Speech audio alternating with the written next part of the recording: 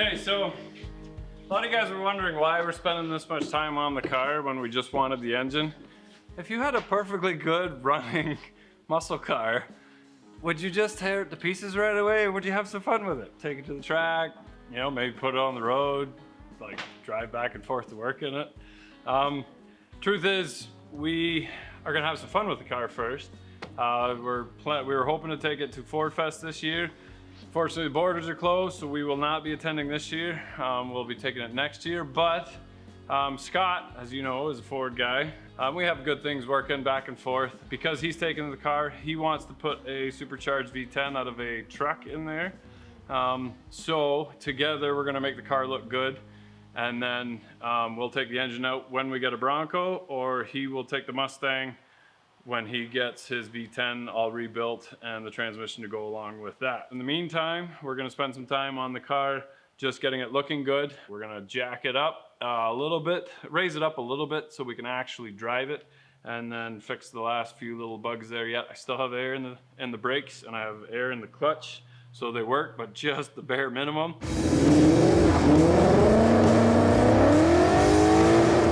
I do want to clarify that where I did the burnout was an old concrete patch for my old driveway. So I didn't just do a burnout on gravel. That's kind of boring, but let's get into it. Spend another 20 minutes getting this thing on the hoist because it's so freaking low. I hate you.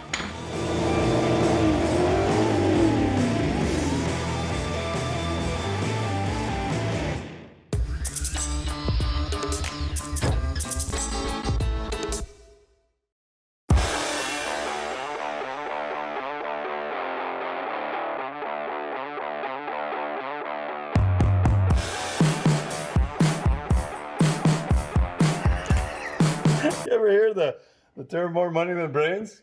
We bought this car strictly for the engine. This engine is coming out and going in a Bronco. They did put the brakes on upside down and it didn't have steering. This is actually extremely satisfying. We've got our Holly that we're gonna throw on there. Okay, so we're gonna be installing our MaXpeedingRods suspension kit. The suspension matches the Brembos. I need to replace one suction line on the power steering yet, and then we can drop it off to get painted. So now that I've covered the whole car with oil and brake fluid and whatever else, I was really trying to avoid that. But anyway, let's get to it. Here we go. So after we blew off the Michelin sticker, I actually realized they're not even Michelins, they're Pirellis. The P0s. I did not take this chunk out. We're stuck with 20-inch tires though, 20-inch rims, because that's what will actually fit around the Brembos. You can see how tight that is, and it's even just as bad on the front. So what we're going with are some nice Nittos. We're gonna go with the NT555 G2s. I've never tried these out yet, but I'm excited to throw these on. And then we are gonna take them to the track. So this is a nice track tire, but only for a little bit of fun, but still good enough for the road. So we got 11-inch wide at the back, and we've got 8 or 9-inch wides on the front. So should do quite a bit, but we gotta throw some suspension on there so we don't actually rub. There we go. I've got normal nuts on the back. Locking nuts on the front. All right, so we got this fancy dancy fiberglass hood with racing stripes on it, mainly because I hated that other hood, and this one was super cheap because looks like it's been spray painted and done a horrible job, so we're gonna have to spend just as much time fixing this one as doing the other, but these are actually functional ram air. Oh. Well, it's doing its job because the engine's dry. Wow, that's a lot of water. Okay, so these scoops do actually go to the filter box. So at least it's not for nothing. And then these are actually open to the vents. That's probably where the water was sitting. And it's probably meant to go down the sides there. But yeah, the vents actually do keep the engine bay a little cooler maybe. So we'll get this one painted up too. But let's keep going on that suspension. right, some of you mentioned that our strut tower brace wasn't actually doing anything, and you would be correct. Sitting on these spacers and didn't even have all the bolts in it. So we'll see if we put this back or not. Otherwise, you can buy this off eBay. It doesn't look right without it on it, even if it's just like pretty. Probably have to put it back on it again.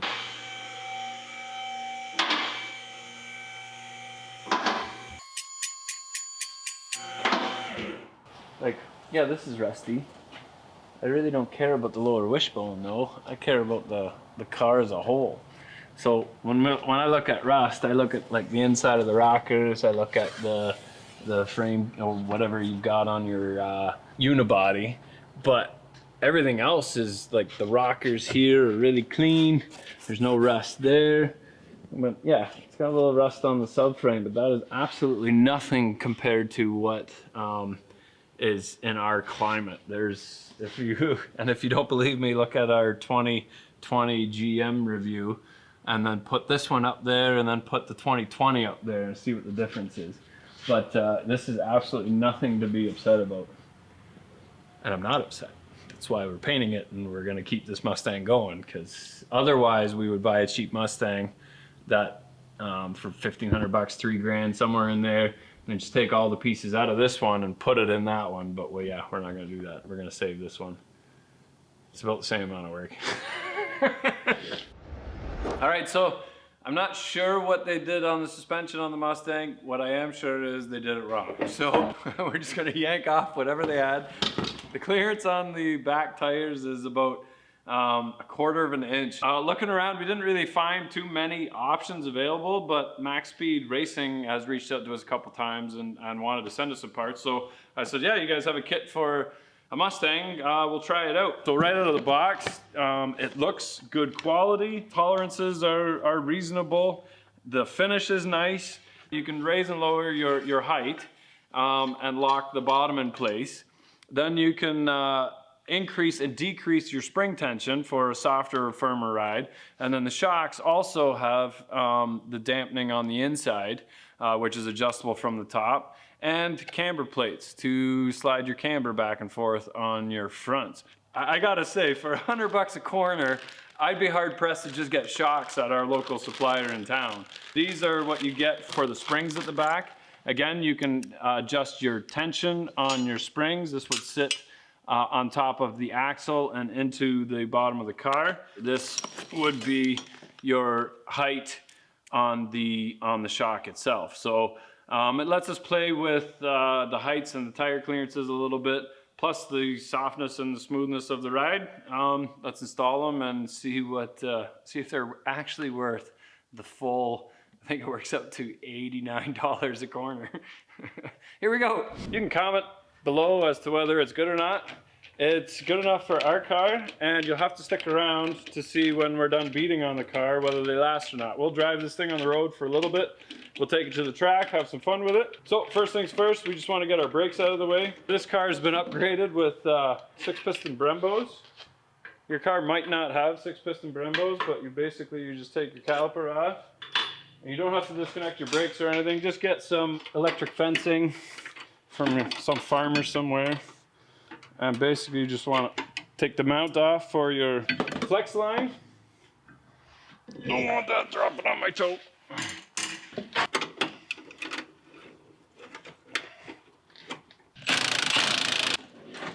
Take our link off.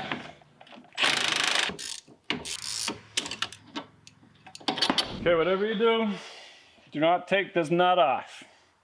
Bad things will happen. You're gonna lose your toe because it's gonna shoot that strut assembly right down and make a big bang, and your mom's gonna come outside and, Tommy, what was that noise? It's not gonna be good.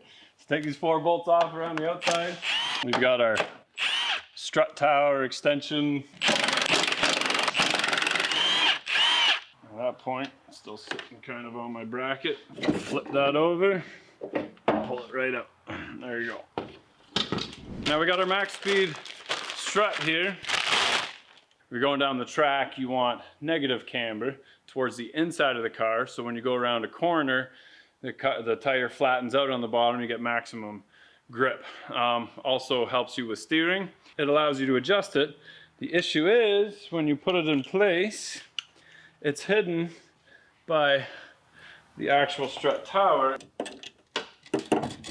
So this is how it would look if you don't modify your tower. All right, so we're not suggesting you go drill 3-inch holes into your unibody Mustang. We're just gonna show you what it would look like if you did.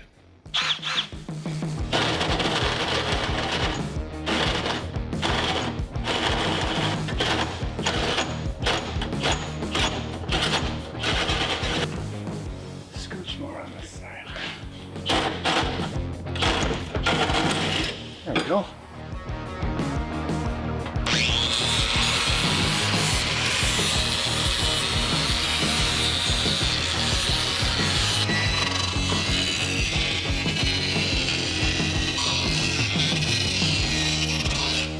Yeah, you can't cut yourself on that.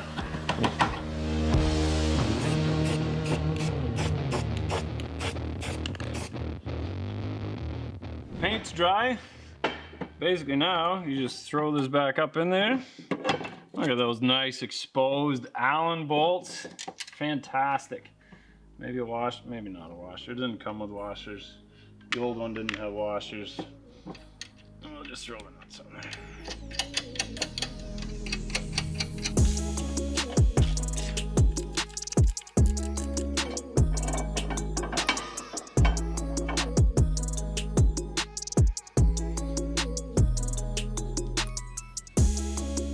Or you can use copper. You may want to do this before you stick it in the car.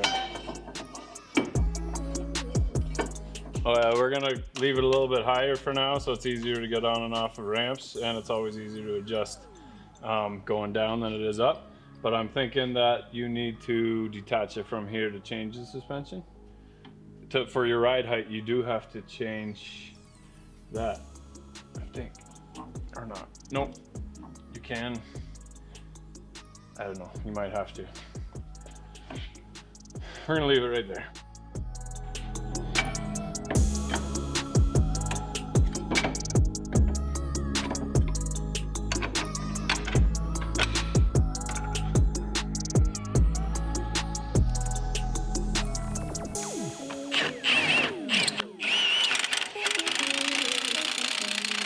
This comes with shorter rods. So throw some never sees on that, throw those in.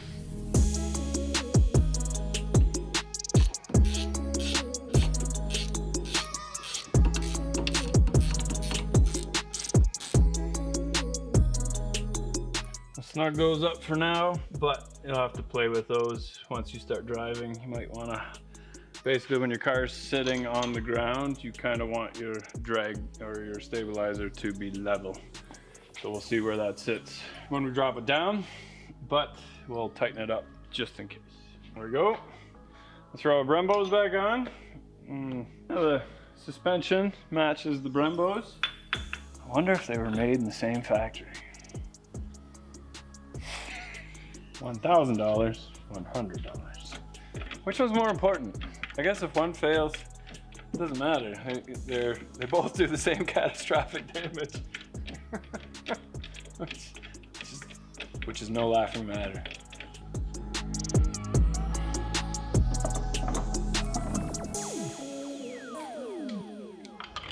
All right, so I had some air in the line still, and somebody mentioned that the ABS module would probably hold some air if we didn't cycle it with a computer or scan tool. So I thought I'd look for that, and the previous owners were nice enough to remove that ABS module for me already. So that was not the issue, but that means that they did some brake line work. The one towards the back was still original, but the fronts, I think they did mess with. So we thought, you know what? Called up Summit and got this nice Willwood proportioning valve, because they went straight out of the master to the brakes. That's a bad idea. This is supposed to go on the other side of the master, but it doesn't actually fit here because it hits my my strut tower. So I moved it to that side, bent up some lines, and then made all new lines for the front, and then put a new fitting for the rear. So we'll try bleeding the brakes again, and then with the new suspension and the tires and stuff on it. I need to replace one suction line on the power steering yet, and then we can drop it off to get painted. So now that I've covered the whole car with oil and brake fluid and whatever else, I was really trying to avoid that. But anyway, let's get to it. Here we go.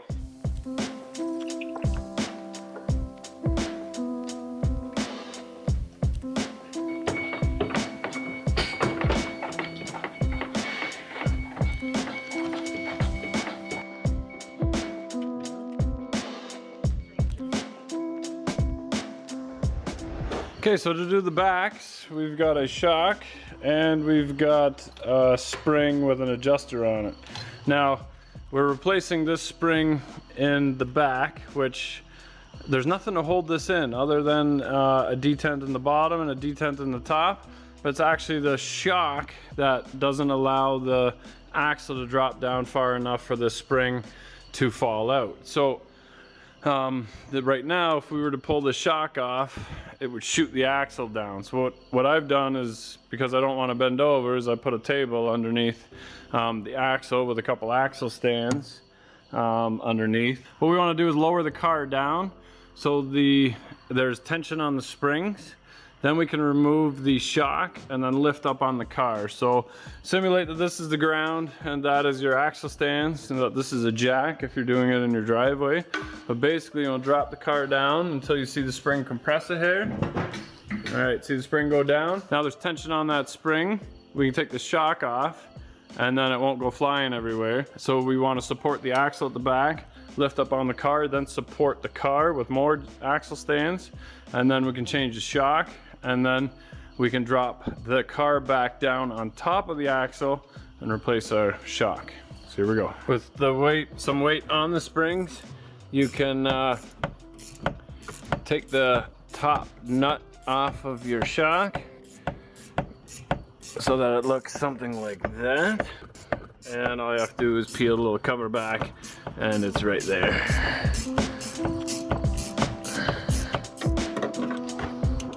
Beauty, eh? Okay, so these things for the back are aluminum. They are. And some copper never sees works better for aluminum than the steel stuff, I find. You can use whatever you want, but rubber goes on the bottom. Put your holder somewhere in the middle. Throw the steel shim on there.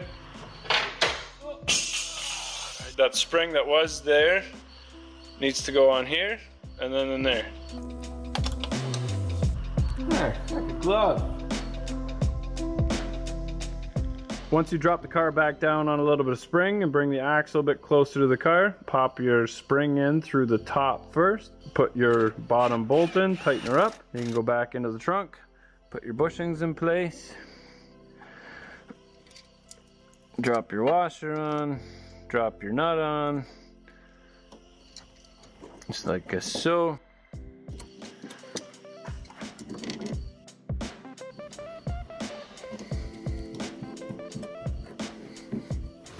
Snug her up and you are golden. We got it all bolted on. We'll throw tires back on and start setting the height where we want it. But I can't do that because I dropped tires off and it's late and they're closed. So I will grab them in the morning. Just roughly measuring 10 inches over plus the height of the tire. We got lots of room there now. That should be much better than it was, and I'm probably in the middle to the high end, so we can probably drop it down quite a bit yet. So we want a nice look, we want a nice stance, we want it to be functional. We don't want to tear up those new tires. So see you in the morning.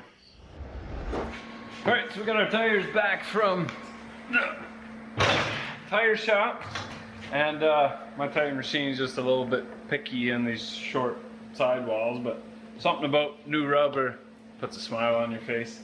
These Nittos, the 555 G2s, should be a perfect fit for the Mustang.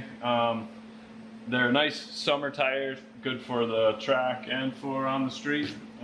Sticky enough that you can see it holds pretty much crap from the floor, but not insanely stupid. You can still drive them on the road. So I'll throw these on, we'll put the weight of the car back on the tires, then we'll start setting our heights kind of where we're comfortable at, and then we'll take it from there. There we go.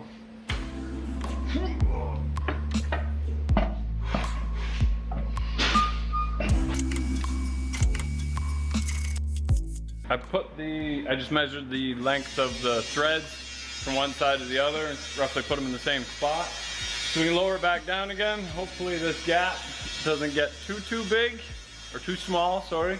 So we can, wasn't all for nothing. And then, yeah, here we go. What do you think, Kitty? What do you think? What do you think? Oh, gonna go for a ride in the Mustang? There you go. I got about 1.25 inches at the back, and then we've got a lot more on the front. We got about 2.5, 2 3/4 at the front. So we're gonna drop the fronts down, but I think I'm kind of happy with where those are right now. So sweet, here we go.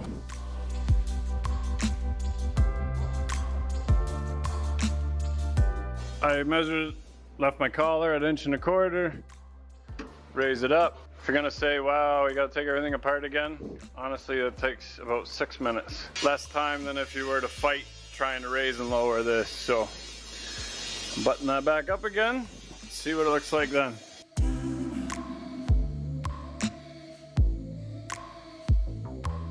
All right, got about 1.5 inches at the back, about 1.25 inches in the front. Now, most of you would think that, hey, it's finished, let's go out and rip it around. Well, no. First thing you should do is, if you can at all possible, weigh each corner, because just because they're all equal in height doesn't mean that the weight is equal.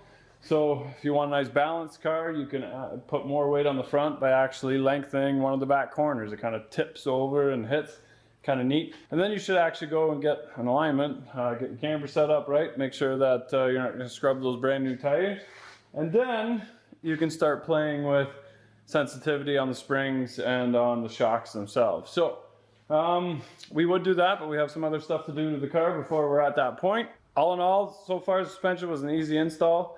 I have to stick around to see whether they hold up or not, and can't wait to try out the new boots on the car. So remember, get out there. If you're not filthy, you're not rich. Work on it sensibly, and be safe. Here we go.